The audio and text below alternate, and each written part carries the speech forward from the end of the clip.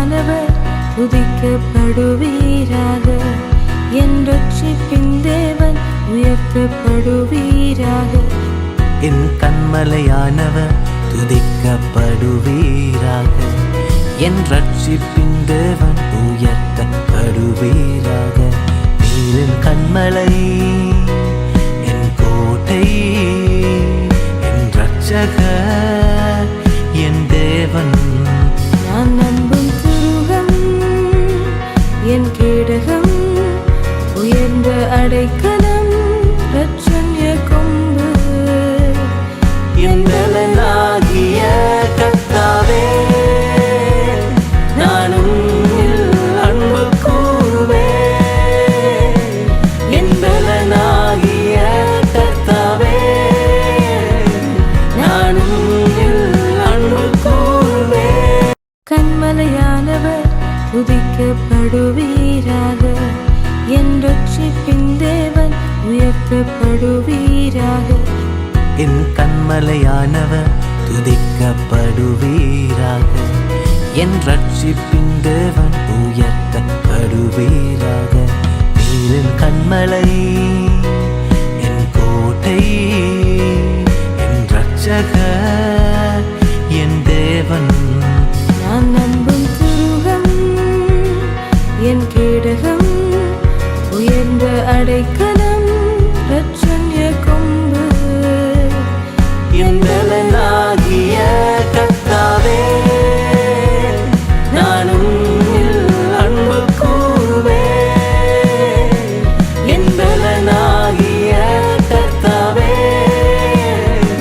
நானும் அன்பு கூறுவேன்.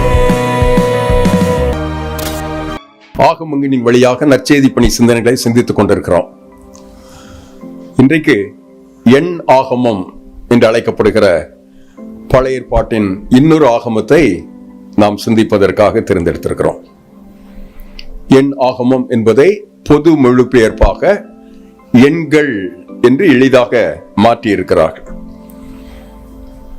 1300 அல்லது 400 ஆண்டுகள் கிறிஸ்துவுக்கு முன்பு மோசே என்கிற அவருடைய தாசனால் எழுதப்பட்டு சரித்திரத்துக்காக அருளப்பட்ட இன்னொரு புத்தகம் எண் ஆகமம்.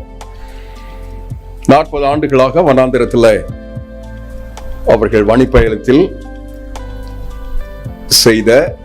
செய்ய மறந்த நிகழ்வுகளின் தொகுப்பாகவும்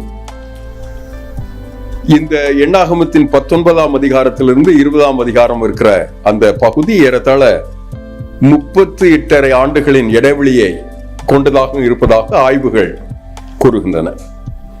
கடவுளின் மாறாத மாட்சிமை, அவருடைய மங்காத உண்மை, உத்தமம், அன்பு, வாக்குத்தத்த தேசத்துக்கு நேராக தம்முடைய இன மக்களை ஆண்டவர் நடத்துகின்ற விதங்கள் யாவும் இந்த முழு புத்தகத்தில் அழகாக சொல்லப்பட்டிருக்கிறது.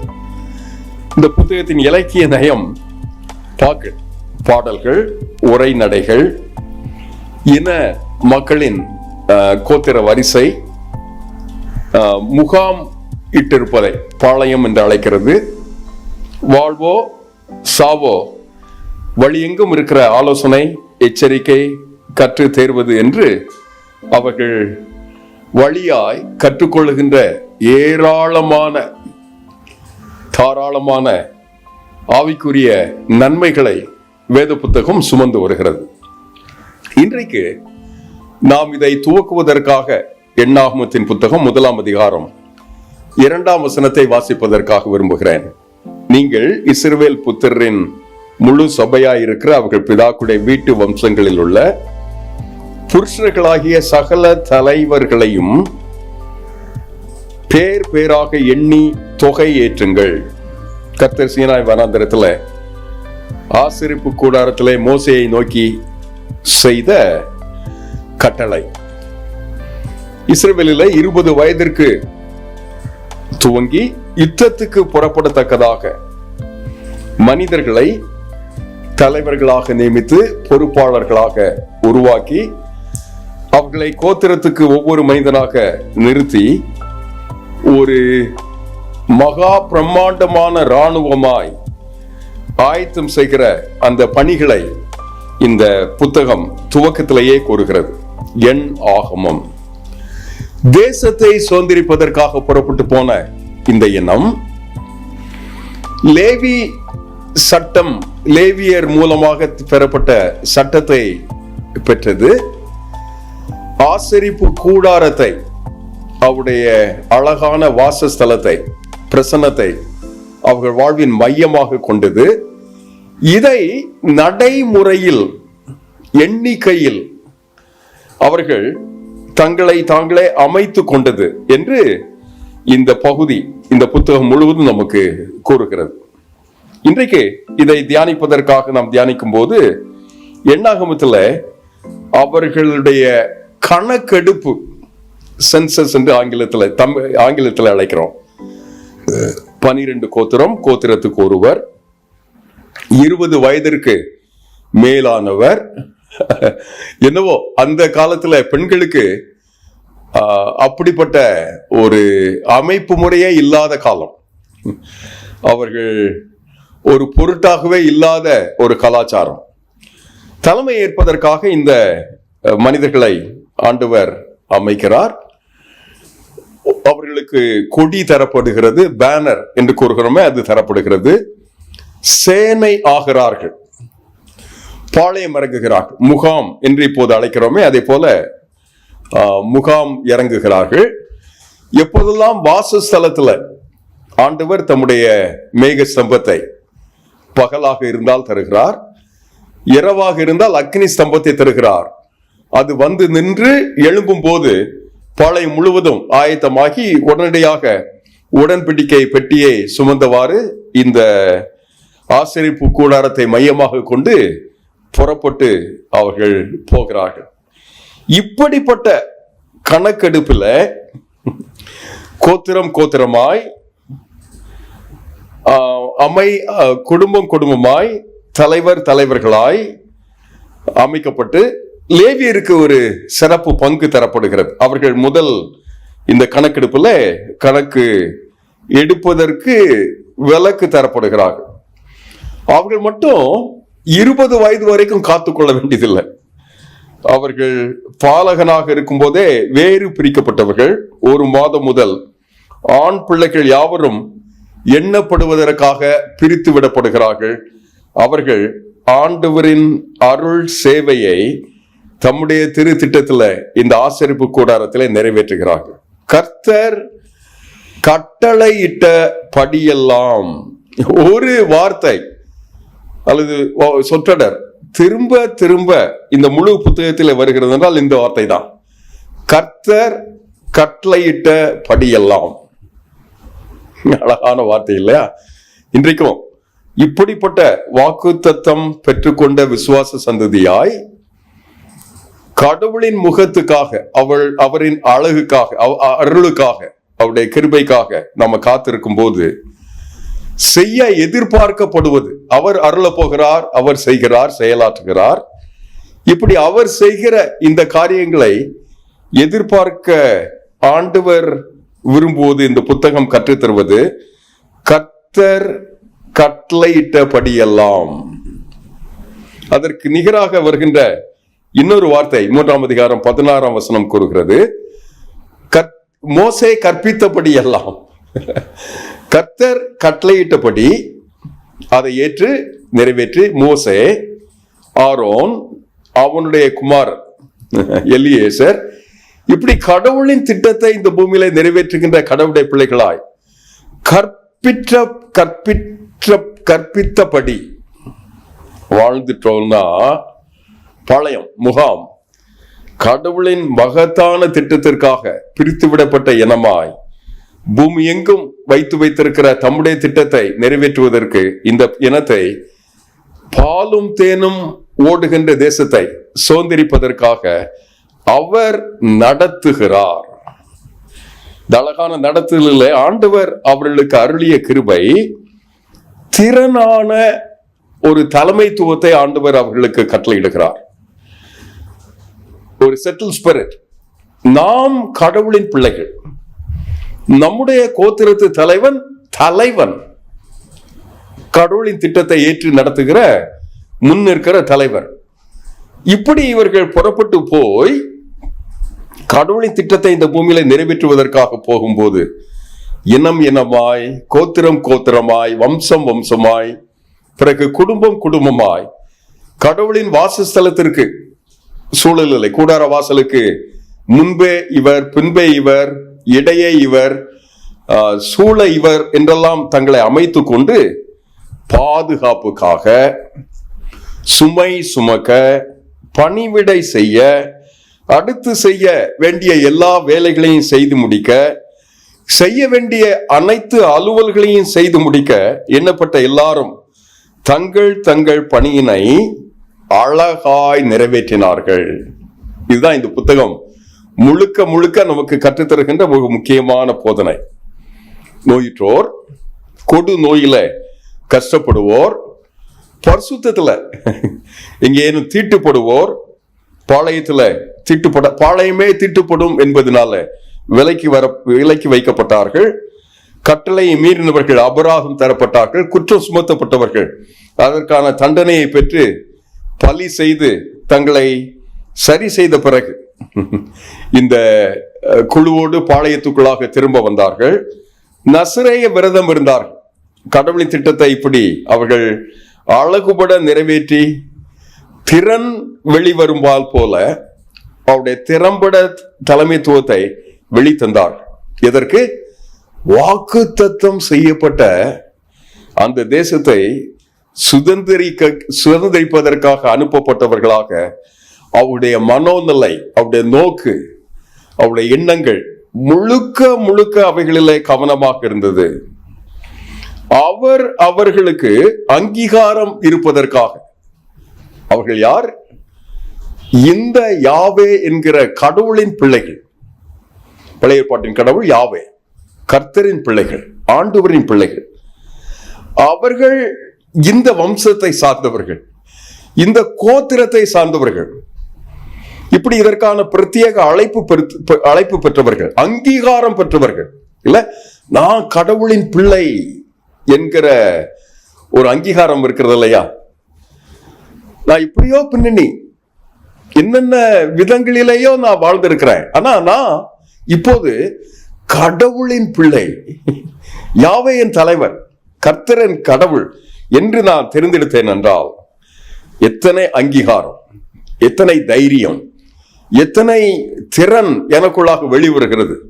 நான் யார் என்று எனக்கு தெரிஞ்சிச்சுன்னா, என்னுடைய கடவுள் யார் என்று நான் தெரிந்து கொண்டேன் என்றால், ரெண்டு நடந்துச்சுன்னா, கொடி பேனர் கூடி அணிவகுத்து ஒரு மகத்தான திட்டத்திற்காக கடவுள் இவர்களை அழைப்பதை வேதவசனம் கூறுகிறது. அவருடைய பெரிய திட்டத்தினால 2 கணக்கெடுப்புகள் இங்கே நடக்கிறது. லக்கம் என்று இதை கூறுகிறோம். ஒன்று சீனாய் மலைக்கு அருகாமையில, சற்று 15-16 அதிகாரங்கள் முடிந்த பிறகு யோர்தான் நதிக்கரையில இன்னொரு கணக்கெடுப்பு நடக்கிறது. 2 கணக்கெடுப்புகளையும், ஒரு கணக்கெடுப்புல ஏறத்தாழ 20 லட்சம் பேர், இப்போது இன்னொரு கணக்குல 6 லட்சம் பேர், இத்தனை திரளான மனிதர்கள் அங்கு இருந்தார்கள் என்றும், இந்த குறிப்பிட்ட ஒரு அதிகாரத்திலேயே ஏறத்தாழ 38.5 ஆண்டு காலம் வீணடிக்க வேண்டியதாக இருந்ததாகவும் வேதவசனம் கூறுகிறது. செயல்பட, களம் இறங்க உருவாக்கிய கடவுளுடைய பிள்ளைகள் பாளையம் முகாம் இறங்கி கடவுளின் திட்டத்தை சுமந்து செய்யும் போது அர்ப்பணம் இருக்கிறது. வெறும் அர்ப்பணம் சொப்பனமாகவே இருப்பதும் இல்லை. இலக்கம் கொண்ட இந்த மனிதர்கள் லக்கு கொண்டு வாழுகிறார்கள், அர்ப்பணத்துக்காக வாழுகிறார்கள். வெறுமனே பகல் கனவு செய்வதற்காக அல்ல, தரிசனம் கொண்ட ஒரு பார்வையை கொண்டவர்களாக இருக்கிறார்கள். என்ன செய்கிறார்கள்? அவர்களுக்கு அவர் தம் பணியினை மேற்கொள்ளுகிறார்கள். எகிப்து தேசத்துல சாவுக்காக, அடிமைகளாக, கூக்குரலிட்டு செத்து மடிய வேண்டிய மனிதர்களை ஆண்டவர் மீட்டு, ஓரங்கட்டப்பட்டவர்களை, ஒதுக்கப்பட்டவர்களை, ஒதுங்கி நிற்கிறவர்களை என்று அவர் சேர்த்து வாக்கு தந்து, விடுதலை தந்து, பாலும் தேனும் ஓடுகின்ற அந்த கானான் தேசத்துக்காக அழைக்கும் போது அவருக்கு தம் தம் பணிகளை செய்வதற்காக, மேற்கொள்வதற்காக திறன் தருகிறார். எவ்வளவு உண்மை!